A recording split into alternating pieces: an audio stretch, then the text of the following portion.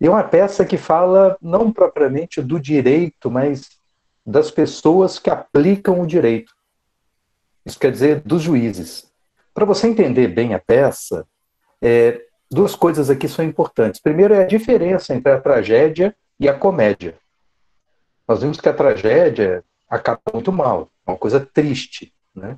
E a tragédia é marcada também por um certo descontrole dos personagens com relação à própria existência. Vamos lembrar um pouquinho daquela narrativa, né, do Sófocles, em que você tem personagens que vivem num mundo governado pelos deuses, regido pelos deuses, em que todo o seu destino já está ali traçado pelos deuses, mas eles insistem em tomar para si as rédeas da própria existência e fugir dos desígnios divinos. E quando eles resolvem fazer isso, tudo dá errado. E acaba de forma triste, acaba de forma brutal. É como se os deuses fossem o tempo todo os protagonistas, ou pelo menos aqueles que têm o enredo da peça. Aqueles que dizem o que vai acontecer, quer você, personagem, queira ou não. E os personagens só contribuem usando de sua liberdade como um erro. Na comédia, não. Repara que na comédia não existem os deuses controlando nada. Fala-se dos deuses, há rezas, há orações feitas aos deuses, no caso dessa peça, por exemplo. Agora, os deuses não são personagens, os deuses não traçam destino nenhum. Tudo aqui depende única e exclusivamente das deliberações humanas, das decisões humanas. Então, primeiro dado, o protagonista da tragédia nunca é você. Você é sempre levado, você é sempre alguém que sofre os efeitos de um destino, de escolhas alheias ou de circunstâncias que você não controla até hoje. As histórias trágicas, por exemplo, de pessoas que perderam tudo, que não têm dinheiro. Então, a pobreza acaba funcionando como uma espécie de protagonista que lhe retira a vontade. Já na comédia, não.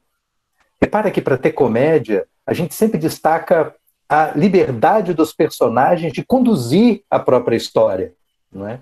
E é nessa condução que o cômico acontece, que o vergonhoso acontece, que o patético acontece. É quase como se esses gregos antigos dissessem: olha, meu amigo, você quando resolve pensar por você mesmo, é nisso que dá, coisas risíveis, né? Nós com as nossas deliberações, e nós que nos achamos tão importantes às vezes, muitas vezes somos só patéticos mesmo. Essa peça é um exemplo. Começa com pai e filho, são os dois personagens centrais, né? É uma grande disputa entre pai e filho, e os dois têm um nome muito parecido, que é Filocleon e Bdelicleon. Literalmente, Filocleon quer dizer amigo do Cleon, e Bdelicleon é o contrário, inimigo do Cleon. O que puxa a pergunta, né? Rapaz, quem é o tal do Cleon, né? Que dá nome aos dois. Cleon era um sofista, Cleon era um demagogo, um político, que de fato existiu na Grécia Antiga. E Aristófanes, ele faz, no caso dessa peça, uma espécie de comédia política. Sabe como são as comédias políticas hoje, né? As enquetes políticas, as esquetes políticas de humor, em que você reconhece a caricatura de alguém que realmente existe, que faz referência a um fato que nem precisa explicar, porque é um fato do momento, que você também sabe, que você está acompanhando. É esse tipo de humor que Aristófanes faz. Então, há uma série de referências aqui, diretas e indiretas, a personagens e acontecimentos, que assim, a gente não sabe quais são, muitas vezes. Né? Que se você não conhece a história que ele está narrando, ou o que está por detrás da história que ele tenta contar de uma forma engraçada, você não entende a piada. Agora, imagina que da mesma forma que nós hoje entendemos as piadas de hoje, né, o grego daquele momento também entendia as piadas, entendia as indiretas que ele manda aqui na peça, porque conhecia os fatos daquele tempo. Né? Então, o Cleon, ele era um político e que tinha, digamos assim, um papel muito destacado nos tribunais. Então, Cleon podia chegar perto de ser algo em torno de um juiz, de um promotor, né? Ora organizando julgamentos, ora sendo ele mesmo o acusador. E alguém que ganhou muito dinheiro com isso e tinha uma personalidade linha dura na aplicação das leis atenienses. É um cara meio law and order, sabe? É um cara meio o direito a ferro e fogo, e ao mesmo tempo tido como uma figura, vamos dizer assim, que perdia a mão na aplicação da justiça. O que Aristófanes está fazendo aqui é criticar esse sujeito. É a personalidade dele que está sendo criticada.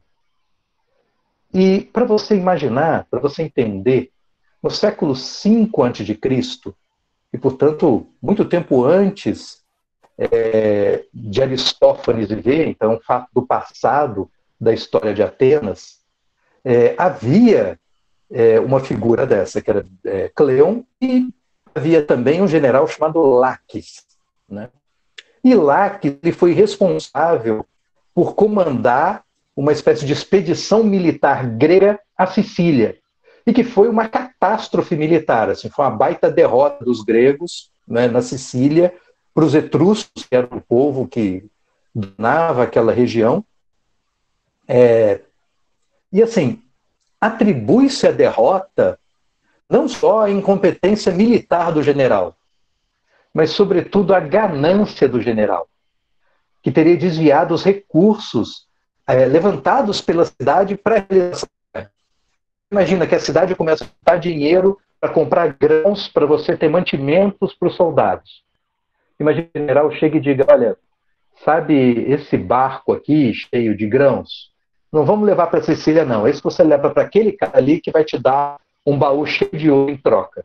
Né? E você me entrega um baú cheio de ouro. Enfim, desviava na cara dura recursos levantados pela cidade para financiar a guerra. Recursos que faltaram no campo de batalha acabaram gerando a derrota. É um corrupto, portanto, alguém que procurou se alimentar de uma situação muito difícil e enriquecer no meio dessa tragédia toda. Eu não sei se passa pela sua cabeça a possibilidade de alguém fazer algo assim, de no meio de uma tragédia, com um monte de gente morrendo, aproveitar a oportunidade para tentar ganhar dinheiro, né? Então, é mais ou menos o que aconteceu. Um escândalo na época. Um escândalo que gerou um baita julgamento, um caso difícil, porque, imagina, sendo general, ele controlava tudo, controlava muitas coisas, inclusive provas que existiam contra ele. E só para comparar, né, mais ou menos como se fosse um julgamento assim que tenha marcado o imaginário grego como mensalão, como Operação Lava Jato, sabe? Uma grande movimentação do poder judiciário, de investigação com que havia na época, de um grande escândalo, desvio de dinheiro público, um grande escândalo de corrupção, e que acabou de forma trágica com a morte de muitos soldados, de muitos jovens atenienses. Enfim, fora a humilhação que se teve dos italianos aí nessa história, né? Então, se for comparar com o Lava Jato, o Cleon Moro, você entendeu? Que é juiz, mas também assume ali a acusação, controlando a acusação, é figura, né? E o que Aristófanes está criticando aqui na forma da comédia, e o dado importante da comédia, muitas vezes é usada para dizer coisas de uma forma diferente, para dizer uma verdade na lata das pessoas, na cara das pessoas, de uma forma diferente. A partir da fantasia. Fantasia que não deixa de ser mentira, você contar uma verdade. Pensa na caricatura, por exemplo, né? A caricatura é um desenho de alguém com traços absolutamente irreais. Ninguém tem nariz daquele tamanho, tem uma orelha daquele tamanho, tem uma cara tão inflada quanto aquela do desenho. Agora, ao mesmo tempo, você olha assim, essa distorção e reconhece a pessoa caricaturada. A graça vem daí, de você reconhecer numa imagem falsa uma verdade qualquer. A peça cômica é isso. Você traz personagens ali em que ele vai o tempo todo fazendo uma crítica ao comportamento do Clay, em que apesar de toda dele contar de fato não aconteceu, mas o enredo é absolutamente verdadeiro, absolutamente compatível com os fatos que ocorreram no passado. E ele não critica nem o resultado do julgamento, não, que aconteceu com o general corrupto, com Lax. O que ele critica é o espírito dos julgadores, que podem ter prejudicado e muito a justiça. Imagina que Aristófanes é um grande defensor da justiça. Aliás, ele tem mais de uma peça de teatro preocupado com julgamentos.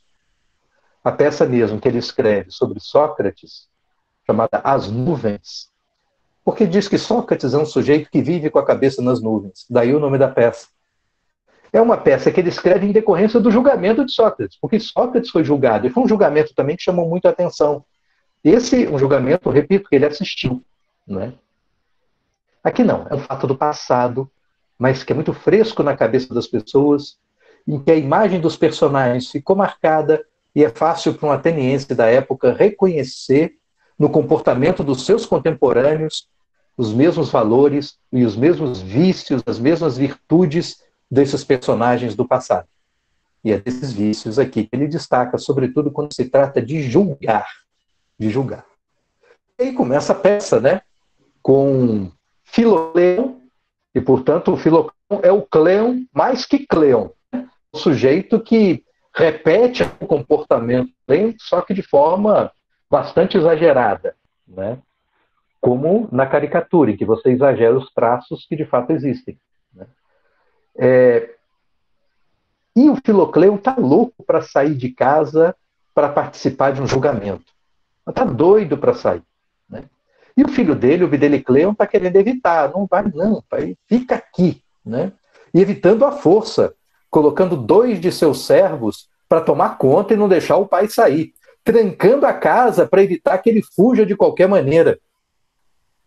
Porque ele vê nas atitudes do pai algo vergonhoso. Ele tem vergonha do pai. E é curioso, porque você já começa a se perguntar, né? Mas a troco de que seria vergonhoso um cidadão sair de casa para cumprir um dever cidadão, que no caso é o de julgar. Qual seria o problema? Né? O que há de vergonhoso nisso? Não é o ato em si de julgar. É o fato de que, ao sair para julgar, o pai de Cleon não se comporta como alguém que queira justiça, mas como alguém que queira satisfazer o próprio ego, como alguém que se alimenta da desgraça e do sofrimento alheio. E que, portanto, há algo de vergonhoso em alguém que não respeita as pessoas que estão sendo supliciadas num tribunal, que estão ali passando por um julgamento. O que é uma coisa muito curiosa, porque nós estamos vivendo um momento em que, até pouco tempo, as manchetes dos programas, sobretudo aqueles com a pauta policial, estavam muito dominadas pela caçada ao tal do Lázaro, lá em Goiás. Um criminoso violento, um sujeito realmente perigoso, que fica mais de 20 dias desaparecido e termina num confronto com a polícia, o que cá para nós era algo absolutamente esperado, porque ele realmente, pelo histórico dele, não mostrava ser o tipo de pessoa que se entrega de boa. Né? Mas o fato é que ele acabou morto, né? E com um número de tiros que chama a atenção. Né? Foi morto e bem morto mesmo. Né? E o engraçado, até aí, enfim, são fatos cujo o passo a passo, os detalhes de como isso aconteceu, talvez a gente nunca venha ficar sabendo. Só os policiais que estavam ali mesmo no confronto é que sabem o que aconteceu. Agora, o fato é que, independente de saber exatamente o que e como aconteceu, as pessoas já tomaram posição. E muitas delas diziam, olha, não é o melhor dos desfechos da história. Talvez o melhor desfecho da história fosse ele preso. Porque preso, você reforça a ideia de que a lei é forte e de que a lei é cumprida do começo ao fim. Se ele termina morto e bem morto, a ideia que você reforça, tudo bem que o crime não compensa, mas que a resposta do crime é o uso da força. Então é a força do Estado que se destaca. Ela que fica lembrada, é ela que sai reforçada dessa história. Tá vendo? Mexeu com a polícia, dá nisso. Né? Então são visões diferentes. E quem lembra a ideia de que a legalidade é algo importante e que reforçar a legalidade tem um papel fundamental para organizar o país, estruturar as nossas relações, essas pessoas são atacadas dizendo, tá com pena do bandido? Né? Leva para sua casa. Não é isso? Você é bandidólatra. Tem um monte de termo para isso. Né? Lá vem aquelas pessoas dos direitos humanos como se fossem pessoas dos direitos humanos. Como se não fossem direitos. Né? Como se não fosse uma coisa imaterial, mas fosse algo de um capricho de algumas pessoas entre a ingenuidade e a má-fé. Não é curioso isso? Pois o filho está envergonhado do pai por ser uma pessoa assim, que não vai ao tribunal propriamente pela legalidade da coisa, mas pelo orgulho de ver o suplício de alguém, pela vaidade de ver pessoas se dobrando à vontade dele. E alguns trechos que contam isso na peça, né? Há um recurso do teatro grego que é a participação do coro, né? E o coro aqui, o Aristófanes coloca de uma forma muito curiosa, porque tá lá o Filocleon querendo sair de casa, o Bidelicleon tentando evitar, o pessoal trancando a casa, e aí aparecem os amigos, os colegas do Filocleon, um bando. E esses colegas atuam como coro, quer dizer, são atores que estão ali na cena, que estão no palco, mas que falam todos juntos. O coro era uma forma de você, vamos dizer assim, explicar alguma coisa da peça sem apelar para a fala do personagem. Então é como se fosse algo à parte. Muitas vezes no teatro ficavam pessoas, inclusive fora do palco, atuando como coro, um do lado do outro, e aí sabia que em determinado momento os personagens paravam, os atores paravam no palco, e o coro falava sozinho. Ou então, aproveitando a hora de mudança de cenário, o coro falava sozinho. Hoje no teatro a gente ainda usa isso, só que muitas vezes com alto-falante, né? Alguém que não aparece, ou então um personagem que aparece ali paralelamente à cena. A gente vai ver outra peça de teatro lá pela frente, né? Mais para o final desse nosso curso, de Ariano Suassuna, que aparece não um coro, mas um personagem que faz esse papel de coro, né? Mas o curioso, entre os gregos eram um grupo, e esse grupo está ali atuando na peça. Esse grupo são os amigos do Filocleo. E eles explicam muita coisa. Outro que faz esse papel também de forma individual é Xantias, que é um dos empregados. Tem uma fala do Xantias que ele faz se dirigindo aos espectadores da peça. É aquele momento em que o ator para de olhar, né, um personagem olhando para o outro, como se o público não existisse, para e olha para o público. Como num filme, o ator, naquela hora que olha para a câmera e fala contigo. Ele explica. Não esperem de nós, não esperem vocês que estão assistindo a peça, nada de muito elevado. Não esperem também uma gargalhada à maneira dos megáricos. Não temos escravos que joguem sobre os espectadores nozes tiradas de suas cestas. Os megáricos tinham uma forma de diversão aqui que você vê que era tipo aquela comédia pastelão que você começa a zoar quem está ali na plateia, né? Então já está dizendo que a gente não vai fazer esse negócio. Fica tranquilo aí, sentado na sua cadeirinha de boa. Nenhum Heracles, ou Hércules, foi frustrado em sua gula. Eurípides não vai ter de mostrar mais uma vez seu sarcasmo mordaz. E Cleon, apesar do sucesso em sua carreira militar e política, o que deve apenas à sorte. Dizer que Cleon deve o sucesso na carreira só à sorte, quer dizer que não deve ao talento, né? Quer dizer que ele é um sujeito sem talento, mas que se deu bem mesmo assim, né? Não se verá mais temperado por nós com molhos picantes. Minha fala tem uma intenção, sem menosprezar a sagacidade de vocês. Há mais sentido em minhas palavras que um truque banal de comédia. O fato é o seguinte: Nosso Senhor está dormindo lá em cima, no terraço da casa. Ele nos encarregou de tomar conta de seu pai e de não deixar o velho sair de seu quarto, onde ele o trancou. Este pai sofre de uma doença esquisita, que ninguém é capaz de perceber se não for alertado por mim. E aí ele continua mais à frente, explicando um pouco da doença. Vocês estão perdendo tempo.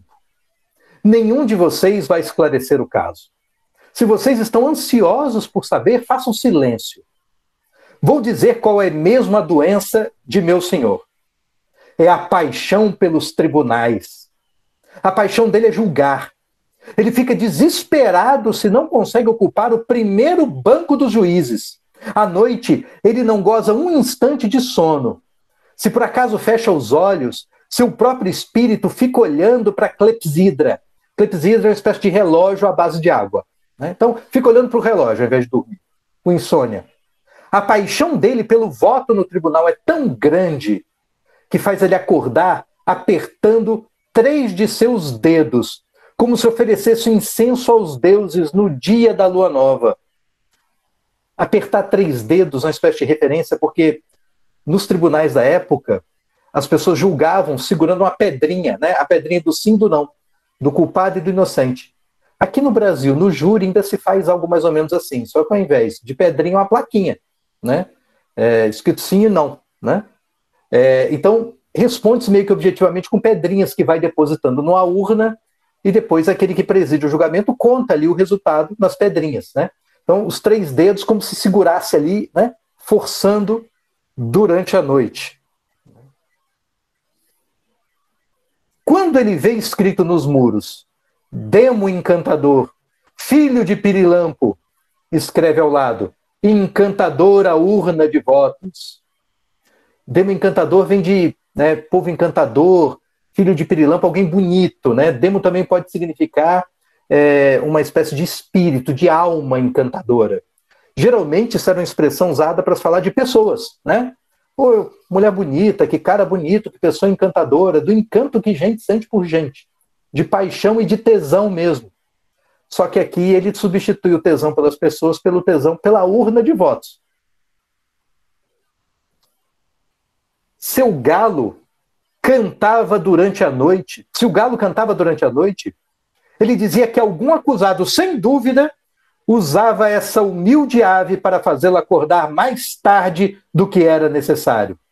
Logo depois do jantar, ele pedia as sandálias, corria para o tribunal em plena noite e adormecia lá, colado a uma coluna como uma ostra à concha. Sua severidade o levava a traçar sobre as plaquetas de vidro do voto a linha da condenação e ficava com os dedos cheios de cera. É porque havia uma espécie de placar, né? De um quadro no qual se escrevia com cera, um quadro de cera, onde se escrevia marcando o resultado dos votos. Né? Hoje, talvez, algo mais moderno que isso seria um quadro negro com giz. Né? Então, o substituto era um quadro de cera e que na cera se escrevia. Com receio de não ter a pedrinha para o voto, ele tinha no jardim de sua casa um canteiro de pedrinhas, que renovava sem parar. Esta era sua loucura. E as censuras deixavam o coroa excitadíssimo. Também fechamos o ferrolho da porta principal para impedi-lo de sair, pois esta doença deixava o filho desesperado. No começo, este usa doçura. Lhe pede para não ficar todo o tempo com o manto de sair e permanecer em casa. Depois dá um banho no pai e purifica ele, mas tudo isso é inútil. Ele sujeita o pai aos exercícios sagrados dos coribantes. O pai foge com o tambor e corre para o tribunal querendo julgar. Diante do fracasso das tentativas, ele leva o pai à Ágina para se deitar de noite no templo de Asclépio. Mas quando amanhece o dia, lá está o velho no recinto reservado aos juízes no tribunal. Fazemos o possível para impedi-lo de sair, mas ele escapa pelas calhas e pelos canos de águas das chuvas. Onde aparecia um buraco, nós tapávamos e fechávamos imediatamente todas as saídas. Mas ele punha paus nos muros e saltava de um lado para o outro como se fosse um gato. Afinal, pusemos redes fechando todo o acesso ao jardim e ficávamos de guarda. O velho se chama Filocleon. Nenhum nome ficaria melhor nele. O nome do filho dele é Bidelicleon. Ele faz tudo para dominar o gênio fogoso do pai. O gênio fogoso do pai, esse gênio que aqui aparece como uma doença, uma coisa adoentada de querer tanto julgar, né? É que é o objeto de crítica. E quantos de nós, imagina, nas redes sociais, sabe esse comportamento de cancelar a gente? É engraçado, porque isso tem a ver com consumo, né? Você faz um pedido, você está consumindo alguma coisa e cancela o consumo dessas coisas. Até a palavra cancelar vem das relações de consumo. Mas como nas redes sociais todo mundo parece que se transformou em coisa, as pessoas abrem mão da própria intimidade para se colocar ali como imagem a ser consumida por gente do outro lado da tela, é claro que a gente do outro lado da tela olha aquela pessoa também, quando não lhe agrada, como um objeto cancelável. Só que esse cancelamento, muitas vezes, imagina, pessoas são canceladas por nada, por coisas que de fato não são comportamentos morais. Nos julgamentos, um princípio básico para você julgar alguém é que toda a culpa ela deriva de uma consequência de um comportamento moral. Só é culpável por uma atitude se essa atitude for um comportamento moral. O que eu estou chamando aqui de comportamento moral? Aquela atitude que foi praticada como um ato de consciência. Você teve consciência do que fazia, agiu conscientemente e gerou um resultado ruim. Isso é uma atitude moral. Você imagina um gerente de banco, por exemplo, em que criminosos de manhã cedo invadem a casa dele e fazem toda a família refém. E dizem para ele, agora você vai com a parte da quadrilha, com metade da quadrilha até o banco, vai abrir o banco e liberar o cofre para eles levarem tudo. Literalmente, materialmente, esse gerente de banco, ele abriu o cofre e entregou o dinheiro. Mas ele é responsável pelo roubo? Ele é culpado? Não. A família do cara está refém em casa. Se ele não fizer isso, esposa e filho morrem. Ele não tem escolha. Se não tem escolha, a conduta dele não é moral. Então, o julgamento depende de atitude moral, mas nas redes a gente cancela, a gente vê gente cancelando por atitudes que não são morais. A pessoa, sabe, às vezes faz um gesto distraído e pronto, acabou. Né? Não gostei do jeito que mexeu a mão, eu interpretei dessa maneira. Ou então gente que cancela as outras que diz, eu me senti ofendido, quando a pessoa nem passava pela cabeça dela que aquilo que ela fez poderia ser ofensivo para algum ser humano na face da Terra. Não é interessante isso? A gente deixou de julgar o outro olhando para o outro. Nós julgamos os outros olhando para nós mesmos. É porque esse ato de cancelar gente, de julgar gente, funciona para o nosso ego, sabe? Quanto mais você diz, olha que coisa feia, olha que desonestidade, é a mesma coisa que você dizer, olha como eu sou honesto, olha como eu sou uma pessoa legal. Quanto mais você condena a falcatrua no outro, mais você se coloca como alguém acima da falcatrua. Então é uma forma das pessoas se colocarem acima das outras. E é isso que se passa com esse personagem. E é isso que é tão criticável aqui nessa peça por Aristófanes, usando a comédia, tentando fazer as pessoas rirem da história, uma história patética. Ele tenta mostrar o quanto há de terrivelmente patético nesse nosso comportamento em que nós levamos os outros a suplício, muito mais pelo nosso ego do que pela busca de justiça. E que comemoramos aplaudindo resultados violentos, muito mais para mostrar para os outros o nosso ego do que propriamente por uma preocupação com a justiça. Não é legal? E a peça, né, tem um primeiro momento, que é do pai tentando sair, chegam os amigos, a coisa se complica, porque agora o pai tem aliados, e aliados que estão ali enchendo o saco, inclusive chegando às vias de fato, ameaçando a violência mesmo. Vamos tirar a força, porque você não pode prender seu pai aí. Né? E o pai tenta fugir embaixo de um burrico, uma cena meio ridícula, né? É flagrado na fuga, os amigos tentam ajudar, e essa cena que começa a querer descambar por uma briga, ela se reorganiza na forma de um embate, de um julgamento. Dá para dizer que é o primeiro julgamento da peça. É o embate entre Filocleo e Bdelicleo sobre se ele deve ir ao julgamento, se ele deve ir aos tribunais ou não. Se o que ele faz é patético ou não é patético. Mas, cadê aqui os trechos que eu tiro? Aqui. O Corifeu, quando chega, que são os amigos, né? Corifeu é o coro do teatro, mas que aqui, como eu disse, são os amigos do Filocleo. Avancem, marchem com firmeza. Você está se atrasando, Comias. Você já não é o mesmo. Você era teso como uma corda amarrada no pescoço de um cachorro indócil. Agora, Carinades marcha melhor que você. E você, Setimódoro de Contilo, o melhor de nossos confrades. Euergídias, ou Cabes de Filius, que estão aqui. Ah, estamos vendo tudo que resta daquela juventude que sobressaiu em Bizâncio enquanto você e eu patrulhávamos as muralhas. Durante a noite, em nossas correrias, roubávamos da padeira uma pá de amassar o pão e quebrávamos ela no meio e assávamos alguns legumes ruins. Mas vamos nos apressar, amigos. Hoje é o julgamento de Laques, aquele general a quem a peça faz referência o tempo todo. Todos dizem que seu cofre ficou recheado de dinheiro. É por isso que ontem Cleon, nosso sustentáculo, se preferir, nosso mito, nos disse para virmos cedo, com raiva para 3 dias, para punir o malandro pela roubalheira dele. Vamos nos apressar, amigos, antes do dia clarear.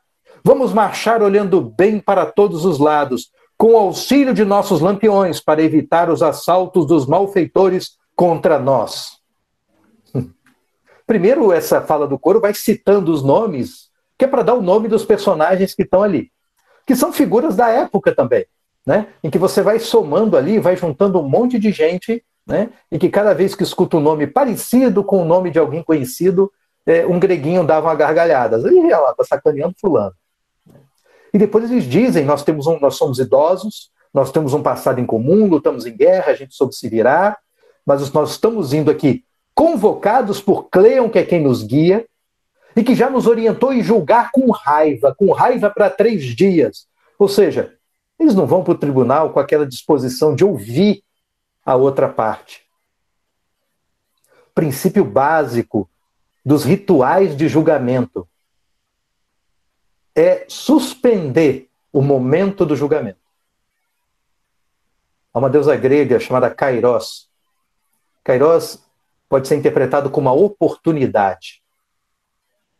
Os etruscos também cultuavam essa mesma deusa. E a figura etrusca era muito curiosa, porque era uma deusa que corria muito, que passava veloz pela frente das pessoas, e que ela tinha um rabo de cavalo, só que na testa.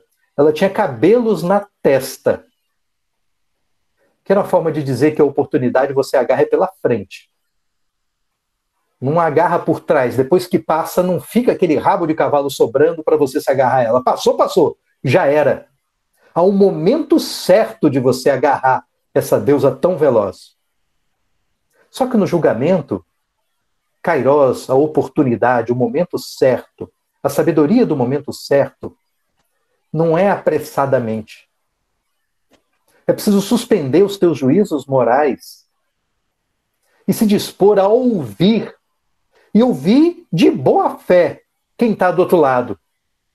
Por mais que você já tenha começado essa história cheia de certezas, cheia de indícios, provas, falas, quaisquer coisas que te ajudem a já julgar e dizer, nossa, eu não sei nem para que eu vou ouvir esse cara, porque está na cara que foi ele, está na cara que é culpado.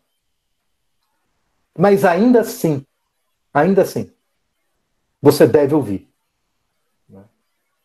E é essa disposição que Filocleo e os amigos não têm. Porque Cleon pediu isso, porque Cleon julga assim. Cleon pré-julga. E Cleon é aquele que quer que todos os que vão votar para criar a sentença, para julgar, votem como ele votaria. Pensem como ele pensaria. E o coitado do Filocleo está preso em casa e ele faz uma oração para pedir ajuda de um Deus. Um Deus muito pouco citado na literatura grega. Um Deus assim, sabe, um Deus de baixa hierarquia, né?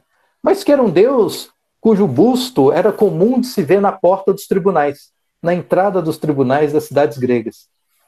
E é uma das 2 orações que aparecem aqui. Uma oração, quem faz é o Filocleon, outra quem faz é o Bidelicleon. E a gente vai ver como as 2 são tão diferentes uma da outra. Então, o Filocleo está preso ainda e ele reza pedindo ajuda para sair. Para Lico, um deus associado aos tribunais. Não é propriamente um deus da justiça. É um deus dos tribunais, mais associado a um herói, que é uma figura entre o humano e o divino, um semideus. Lico, divindade protetora, herói meu vizinho. Tanto quanto eu, você gosta das lágrimas e do pranto sem fim dos acusados nos tribunais. Sem dúvida, você escolheu o tribunal para eu nada perder dos suspiros deles. Entre todos os heróis, você é o único que quis viver no meio dos infelizes. Tenha piedade de mim. Salve um de seus adoradores fiéis. Eu lhe prometo não mijar, nem peidar perto das paredes de seu santuário. O santuário é o tribunal, né? Você, ô Lico, me ajuda a fugir daqui, né? Me ajuda a sair daqui, ir lá poder julgar, né? Curtir o suplício das pessoas, né? Curtir o sofrimento dos outros. E em troca a promessa que eu faço é que eu não vou peidar no tribunal, né? É o lado cômico da peça, mas é uma oração muito curiosa que mostra aí o afã dele de querer sair. E aí vem a parte, né, do embate mesmo entre os dois, né? Em que é engraçado, os amigos do Filocleo e o próprio Filocleo acusam o filho de tirania, de ser um tirano, portanto alguém que impõe a sua vontade, a força. Porque o pai quer ir e o filho não deixa, então é um ato de tirania. Só que nas falas anteriores, nas cenas anteriores, o pai já tinha saído do quarto, né? O pai já está fora do quarto, já está ali do lado de fora da casa, está todo mundo ali, um do lado do outro, e eles estão tentando, o filho tenta argumentar. E o filho apresenta argumentos dizendo, olha, você não deve ir ao tribunal, e vai lá expondo os seus motivos. E quando expõe os motivos, e não por ter deixado o pai trancado em casa, ele é chamado de tirano. Aí ele perde a paciência um pouco e diz assim, né? O Bidelicleon falando. Para nós, tudo é tirania e conspiração. Pouco me importa se as acusações são sérias ou infundadas. Durante 50 anos, essas palavras não tinham ferido meus ouvidos. Hoje elas são mais comuns que peixe salgado. Elas rebolam por todos os cantos da praça, do mercado. Tanto faz alguém comprar peixe-agulha e desprezar o linguado. O vendedor do linguado logo diz, a cozinha deste homem cheira horrivelmente a tirania. Se outro pede pimenta para temperar as anchovas, o vendeiro olha de lado e diz, você pede alho. Será que o que você quer mesmo é a tirania? Você pensa que Atenas lhe deve favores, lhe deve fornecer os temperos? É engraçado, ele continua lá, né? Essas intenções agradam ao povo e eu, porque desejo proporcionar a meu pai a boa vida de Môrico e afastá-lo dos processos, das delações que tiram o sono dele, sou acusado de conspiração e de ser partidário da tirania. Eu achei legal esse texto, esse trecho, porque também não lembra muito do que a gente vive hoje. Porque o que ele está dizendo aqui é que por nada, até por uma escolha no mercado, na feira, entre um peixe e outro, o cara de quem você não comprou o peixe diz, esse cara é um tirano. Hoje a gente, né, é um monte de gente que trata tudo como conspiração. Sabe as discussões, na política mesmo, em que ao invés de discutir ideias, as pessoas passam a discutir pessoas. Ah, mas você só está dizendo isso porque você é de tal partido, porque você é de tal grupo, porque você é assim, porque você é assado. E aí nós estamos discutindo pessoas e não ideias, o tempo todo. E nós ignoramos que as pessoas sejam pessoas capazes de pensar e de ter ideias. E aquilo que são ideias que elas falam, logo a gente rotula como ideias que não são delas. Ideias que fazem parte de uma conspiração a qual ela serve. que todo mundo é servo de alguma conspiração, servo de alguns valores, que todo mundo é meio alienado. E uns acusam os outros de alienado, desde que a alienação deles seja diferente da sua, claro. Porque se é igual, se diz aquilo com o qual você concorda, ele é uma pessoa cheia de razão. Ele é uma pessoa correta. E assim nos falta muitas vezes hoje, tanto uma capacidade de autocrítica com relação às nossas próprias ideias, como também de respeito e capacidade de diálogo, porque o básico de um diálogo é focar nas ideias, né? E a gente não foca muito nas ideias, a gente foca nas pessoas, em simpatias e antipatias. E por isso muita gente já tenta ganhar um debate conquistando a simpatia das pessoas. Não é assim que funciona? É disso aqui que o Bideli Cleon está reclamando. Cara, eu estou dizendo o que penso, você já está dizendo que eu sou tirano. Agora tudo assim é tirano. Aqui tem gente que abre a boca e fala, olha, eu acho que num caso como o do Lázaro, o ideal é que ele fosse preso. Ah, você é comunista! Meu amigo, né? Você é stalinista! Eu falei, velho, esse bobear eu não sei nem escrever Stalin. Você já está aí dizendo que eu sou, né? A Eletrobras. Eu acho que para privatizar ou não a Eletrobras é bom pensar se ela é estratégica mesmo ou não. Ah, comunista! Ou então diz, olha, eu acho que realmente não faz mais sentido manter a Eletrobras, é preciso investir em novas energias, o Estado está com dificuldade danada de investir, a gente não pode perder tempo, então o estratégico é privatizar. Neoliberal! As pessoas já vão rotuladas, sabe? Peraí, mas não vamos discutir a ideia, você já salta para o rótulo, já salta para a conclusão, é uma conclusão personalista, né? Sobre quem eu sou.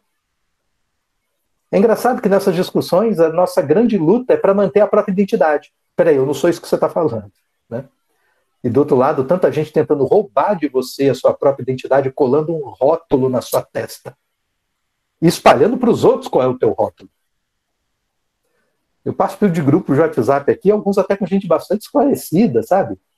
Tem os políticos, um cheio de economista. Às vezes eu boto lá uma matéria que eu achei legal, sabe? Assim, um artigo de opinião. E muitas vezes a primeira pergunta que me fazem é: você conhece a pessoa que escreveu? Quem ele é? Faz tanta diferença assim, porque está escrito o que ele pensa ali. Lê, vê se concorda ou não concorda, né? Não é vergonhoso concordar com alguém de quem você discordou ontem, né? Assim como também não é vergonhoso discordar hoje de uma pessoa de quem você concordou ontem, né? Porque a ideia de ontem é diferente da ideia de hoje, e ontem foi diferente de hoje. É simples assim, né? Mas, enfim, tem gente que tem uma dificuldade danada para lidar com essas coisas. E para você ver que não é de hoje, né? As coisas parecem todas muito doidas, tudo enlouquecido aqui, mas quando você olha uma peça dessa de 300 anos antes de Cristo, você olha, velho, olha como a gente está dando volta aí no mesmo lugar, né? Então, a pensadora, Hannah Arendt, né? Uma baita filósofa, né? Uma baita pensadora, uma das mais importantes do século XX. Apesar dela mesma não aceitar muito o rótulo, né, de filósofa. Está morta, mas enfim, não aceitava o rótulo de filósofo. Mas, num livro dela chamado A Condição Humana, ela começa dizendo mais ou menos o seguinte: olha, já reparou como a gente avançou nas ciências? Quantas maravilhas a tecnologia nos proporciona hoje, né? Pensa em tanto aparato, que coisa louca, internet, né? Pensa em GPS, telefone celular, forno de micro-ondas, sabe? Que são coisas inventadas há muito pouco tempo e que, como isso mexeu com a vida de todo mundo. Na medicina, então, quantas maravilhas a gente consegue hoje, que há 20 anos não conseguia. 20 anos atrás era morte. Hoje não, é algo que a gente consegue curar e diagnosticar. É fantástico isso. Mas ao mesmo tempo que a gente evoluiu tanto nas coisas materiais, na ciência e na tecnologia, em termos morais, parece que a gente evoluiu muito pouco, não é não? Em termos morais, estamos nós aqui percebendo que somos muito parecidos com aqueles greguinhos, né, de 300 anos antes de Cristo. Gente que não tinha Wi-Fi, gente que não tinha WhatsApp, gente que não tinha o Facebook para escrever textão e odiar as outras pessoas, né? Aliás, eu não sei nem como é que eles faziam para se odiar, né? Assim, em galera, né? Mas outro trecho legal. Eu falei aqui da oração, né, do pedido, da reza. né, do Filocleon. Aqui vem a reza do Bidelicleon, do filho dele. Deus nosso Senhor, você que preside a entrada de minha casa, receba estes novos sacrifícios que lhe oferecemos pela primeira vez em favor do meu pai. Adoce o humor áspero e austero dele. Deixe cair sobre o coração dele algumas gotas de mel, para que de hoje em diante ele seja clemente para com os homens, mais benevolente para com o acusado que com o acusador. Enfim, seja sensível às preces dirigidas a você. Tire do caráter dele todo o fel e todas as folhas de urtiga. É uma resenha interessante e que, mais uma vez, reforça o ponto central aqui, é o caráter, é a personalidade da crueldade, do pré-julgamento, do rótulo. Tudo isso como uma disposição viciosa de comportamento. O vício é o contrário da virtude. Um julgamento para ser justo e, portanto, virtuoso, de usar bem as boas disposições de espírito que você tem para fazer justiça, para julgar bem. É preciso benevolência, é preciso compaixão, mais pelo acusado que pelo acusador. Para que aí sim possa, ao condenar, porque ser benevolente, ser clemente, não significa não julgar. Não significa passar pano. Não significa deixar passar batido. Significa julgar com critério. Ou realizar uma palavra que os romanos utilizavam, que é jurisprudência. A gente hoje usa essa expressão como sinônimo de decisões reiteradas dos tribunais. É a forma como os tribunais vêm julgando, né? Jurisprudência. Os romanos não. Prudência é uma disposição moral, é saber agir bem. Prudência. Né? Na aplicação do ius, na aplicação de um direito regido por leis. A sabedoria de aplicar bem as leis requer prudência.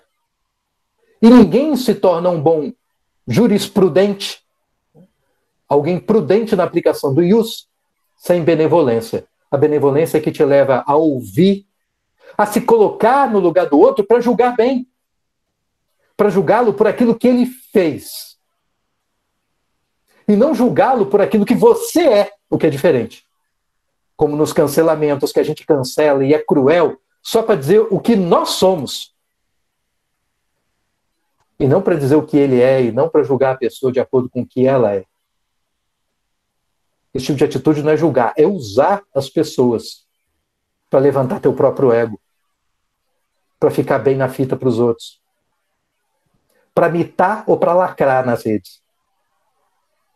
É legal que até na gíria tem expressões que dão conta disso e que mostram uma certa sabedoria muito grande, ainda que não se consiga muitas vezes colocar isso em conceito, mas mostra que só o fato de ter essas duas palavras que as pessoas sacaram a dinâmica desse tipo de prática moral. Né? Para aliviar a barra do pai, né, eles têm esse embate, né, esse primeiro julgamento, e o próprio coro da vitória para Bidelicleon. Uma vitória quando eles dizem realmente tem que ouvir os dois lados, e ouvindo você, nós percebemos que você tem razão. A gente vai parar de encher o saco e não vai querer carregar teu pai para o tribunal. E o pai fica chateado, porque ele mesmo fica meio perdido. E um dos argumentos-chave foi mostrar que, olha, além de tudo que eu falei sobre justiça, tem mais. O Cleon está usando você, o Cleon e outros. Porque você vai lá e você ganha um dinheirinho, não ganha? Ganha 3 óbulos, 3 centavos. Mas tem gente que está enriquecendo ali naquele negócio.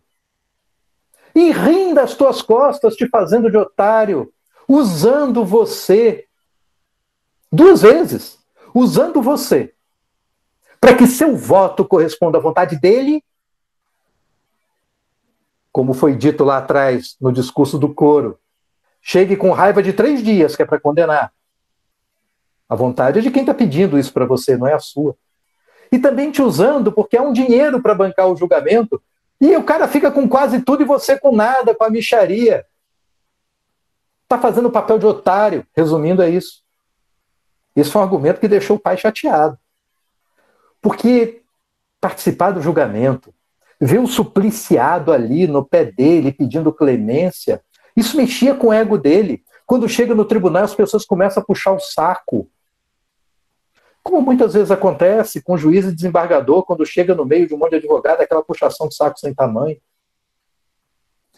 Parênteses, eu lembro de uma amiga, Fernanda é juíza federal lá no Rio, fez mestrado comigo. Um doce de pessoa, um amor de pessoa. E ela é baixinha. E sabe aquela pessoa que tem cara de ser mais nova do que é? Pequena e com cara de novinha. E eu conheci Fernanda, né? Ela era defensora pública e passou no concurso para juíza federal, né? Lá no Rio.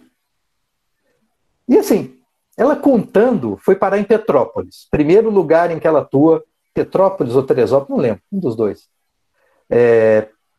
E ela chega, juíza, recém-empossada, né? Entra na sala de audiência, tem um corredor estreito no meio, ela tenta passar pelo corredor. Tem dois advogados conversando no meio do corredor. Ela pede licença. O advogado olha ela de cima a baixo, faz uma cara de nojo e nem responde. E vira as costas. Provavelmente pensando que era estagiária. Pequenininha, com cara de novinha, ela vem estagiária, querer que eu, advogado, saia daqui. Tudo bem, ela deu a volta, né? Saiu, contornou, pegou o caminho mais longo. Quando ela se senta na cadeira, aquela do juiz, né? E que os advogados reparam que ela é a juíza, a cara muda completamente. E fica, sabe, numa bajulação, excelência e coisa e tal. E ela contando isso, né? Quer dizer, não tratam as pessoas com respeito por serem pessoas. Trata com respeito pelo cargo. Trata com respeito porque a pessoa tem um poder que pode prejudicar ou beneficiar você. E por isso bajula. Eu fui secretário de Estado, primeiro escalão de governo.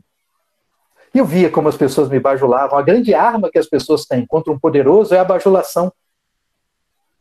Eu sabia que aquela bajulação não é porque gostavam de mim. Aquela bajulação é porque queriam que alguma coisa que eu podia entregar. Era só isso. Até aí faz parte do jogo. O problema é quando você começa a acreditar na bajulação. É o que infelizmente acontece com muitos juízes. E é o que infelizmente acontece com esse personagem, com Filocleo. Ele acredita na bajulação, ele acredita no suplício, ele acredita que todo mundo que o trata bem, que puxa o saco só porque ele vai julgar, acredita que o trata bem porque ele é bom.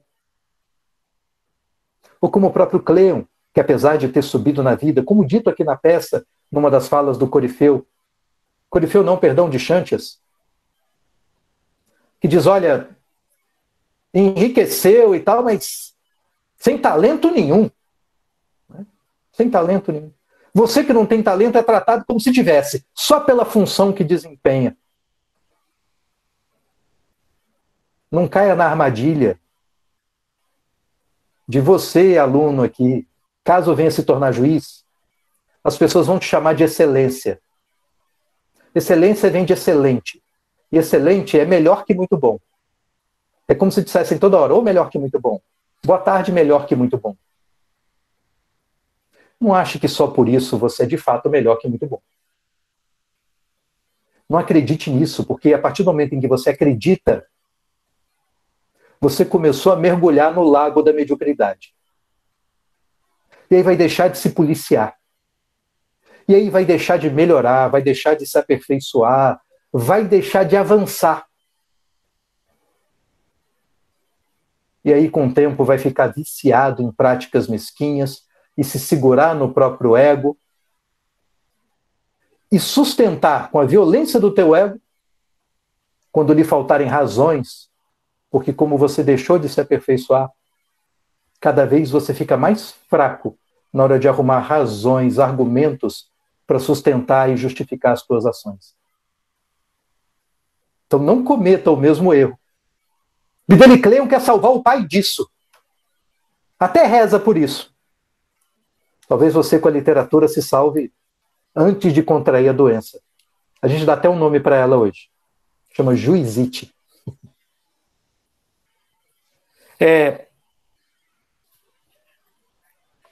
Para aliviar a barra do pai, que ficou meio triste com essa história, sobretudo por ter ficado claro ali, por Bidelicleon ter provado que o pai fazia papel de otário, para aliviar, você quer tanto julgar? Eu vou arrumar um julgamento para você aqui. Né? E na casa, enfim, a casa não é só uma casa, ela é uma propriedade, é um sítio. Né? Tem um cachorro ali que andou comendo um queijo que não podia ter comido. Vamos julgar o cachorro. Segundo o julgamento da peça. Que é uma coisa meio ridícula, né, de você julgar um bicho, mas enfim, é uma comédia, isso deveria ter alguma graça. Mas olha que engraçado. O Xantias, o empregado, é chamado a fazer o papel de promotor e fazer a acusação do cachorro, só para o pai poder julgar e sei lá, né, sossegar o facho de querer tanto julgar e condenar alguém, faz com o cachorro, que está tudo bem. Olha a acusação. Ouçam agora a acusação. O cachorro da vila de Sidataneia acusa Labis, da vila de Aixone, de haver, contra toda a justiça, devorado sozinho um queijo da Sicília. Que sua pena seja a de usar uma coleira bem apertada. É o promotor acusando, né, já pede a pena quando acusa. E detalhe, comer um queijo da Sicília, lembra que Laques era o general acusado de corrupção numa campanha na Sicília? Comer o queijo da Sicília é uma referência a aceitar a grana dos sicilianos para entregar a batalha, permitindo que gregos morram. Então, a peça está cheia de referências a esse fato histórico, ao julgamento de Laques. Aliás, há um diálogo platônico também chamado Laques, com esse general. Né? Enfim. O julgamento, assim, o pai, né, ele julga o cachorro, é um momento da peça que traz um monte de referência a esses fatos políticos e sociais da Grécia, com muita crítica social, né? Mas o pai não fica muito satisfeito. E o filho diz, olha, vamos fazer o seguinte, vou tentar botar você noutra vibe, vamos numa festa, vamos num jantar com os amigos, sabe? Vem socializar comigo, pai, né? Vamos até a festa na casa de fulana, bota uma toga decente, vou até te arrumar uma nova, sabe? Vai lá, para você, sabe, dê prazer em outras coisas, numa conversa civilizada, num debate bacana com gente inteligente, do que só ficar urrando lá no tribunal e querendo condenar sabe, e ter tesão no sofrimento dos outros. Vamos na festa. E o pai vai. Vai e dá ruim, né? Vai e não dá certo, vai dar rolo. E é o Xantias que volta para contar o que está acontecendo. Já no finalzinho da peça. Fala o Xantias, o servo. Acontece que nosso velhote se tornou pior que a peste e o mais sem vergonha dos convidados. Embora existam Hípilo, Antífon, Lícon, Lisístrato, Teofrasto e Frínico, ele ultrapassou todos em descaramento. Logo que se empanturrou de comidas gostosas, ele começou a dançar, a pular, a rir, a peidar como um jumento, cheio de cevada, e a me espancar com toda a força, gritando, copeiro, copeiro. Lisístrato, vendo naquele estado, passou uma descompostura nele, dizendo, você parece um mendigo que ficou rico, velhote, ou um jumento correndo no estábulo. E você, respondeu o outro gritando, parece um gafanhoto carcomido, ou estênelo, depois que roubaram as roupas dele. Todos aplaudiram, menos um só, Teofrasto, que mordia os lábios como um homem educado. Então o velhote se dirigiu a ele. Me diga, por que você é tão posudo e banca o autossuficiente vaidoso? Você que passa a vida divertindo os ricos com suas palhaçadas? Era assim que ele fazia com cada convidado em suas brincadeiras grosseiras, jogando para todos os lados gracejos de mau gosto e impertinentes. Finalmente ele ficou num estado de completa embriaguez, espancando todos que encontrava pela frente. Mas aí ele avançou contra mim, trocando as pernas. E eu saí correndo para evitar as porradas dele. Esse é o momento da peça em que, se você, espectador, ainda tem dúvida do caráter do Filocleon, aqui ele se revela. Olha esse comportamento num evento social. É alguém que comete o vício do exagero. Boa parte dos vícios comportamentais, se você parar para prestar atenção, estão ligados à desmedida, né? A híbris, a desmedida, né? Você fugir do limite. Ou para menos ou para mais. Né? Você fugir da justa medida entre as coisas. Lembra que um dos símbolos do julgamento, comum nas estátuas, nas representações da justiça, é uma balancinha? A balança é para você pesar a justa medida entre as coisas. Como se a injustiça fosse o desequilíbrio, o mundo foi desequilibrado. O mundo tornou-se desequilibrado quando alguém pega de outro dinheiro que não lhe pertence. Agora é preciso reequilibrar. De que forma? Devolvendo o dinheiro, fazendo devolver o dinheiro que foi pego ilicitamente, injustamente, e aplicando a punição para que ele não volte a fazer isso. É uma forma de reequilibrar a balança. Não é à toa que a figura moral do juiz é muito associada à contenção. Gente que fala pouco, que gesticula pouco, ou pelo menos era assim. Mostrava uma capacidade muito grande de contenção, de segurar as próprias paixões. Que é vexaminoso para a figura de juiz encher a cara e vomitar em público, porque mostra o descontrole, mostra o destempero, e foi exatamente isso que o nosso amigo Filocleon faz.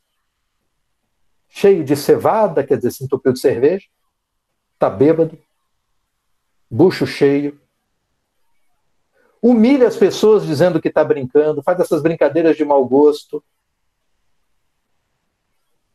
E não é muito parecido com o que a gente vê hoje? Gente grosseira e que chega agredindo. Nas redes sociais, então, é só o que tem. Não concorda com o que a pessoa disse, já vai logo agredindo ali, sabe? Ah, e você que é feia, sabe aquela coisa assim, do nada. Só porque não concorda com a coisa que você disse. Né? E já vai te esculhambando ali. E se você reage e diz, qual é a sua brincadeira? Isso não é brincadeira. Isso mostra uma disposição de espírito perversa. Isso mostra uma disposição de espírito vergonhosa. Vergonhosa há 300 anos antes de Cristo. E num evento social que é lugar de conversa, tal como um tribunal, todo ritual processual que a gente tem simula um diálogo, em que fala a acusação, agora tem a vez da defesa falar. E num diálogo, é preciso ter a disposição moral de falar, mas de também calar-se e ouvir o que o outro tem a dizer. Não só para evitar prejulgamentos, mas para criar um equilíbrio de forças. Num evento social, faz-se a mesma coisa. Tem gente que fala, você ouve com atenção. E é educado, é polido ser atencioso, dar atenção àquilo que as pessoas falam. Assim como é grosseiro mandar calar a boca, brincar e tal, e ainda meter a mão na cara. Aí então nem se fala, né? E a mesma atitude que ele é incapaz de ter no evento social é a mesma que ele é incapaz de ter num tribunal. Ele também não participa de um julgamento como um diálogo, mas como um monólogo, que ele já chega sabendo o que vai dizer. E pouco importa o que diga, ele não escuta, ele já prejulgou. E esse é o espírito, e por isso que uma coisa está ligada à outra. E quanto mais ele diz o que já sabia que ia dizer, mais ele está afirmando o quanto ele é o cara. E tudo gira em torno do ego dele. E todas as outras pessoas são vistas como estorvo, como chata, como alguém que eu posso magoar, ferir, entristecer, espancar. Porque é outro. E só o que conta sou eu e o que eu sinto. E no caso dos personagens da peça, isso acontece com o pai que nem o que o filho sente é importante para ele. O filho tem falas de demonstração de preocupação para com o pai.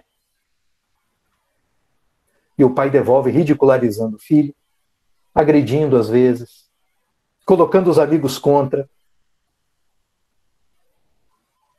Fala-se até em morte.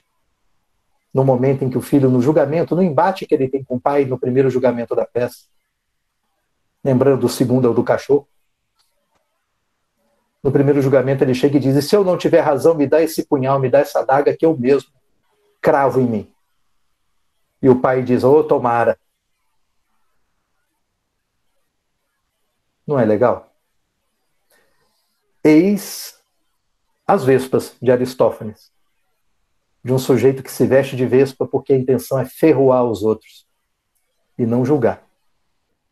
Vícios do passado, vícios sociais e vícios, vamos dizer assim, instrumentais da prática da justiça, que ao mesmo tempo são tão antigos, né, e tão atuais. Beleza?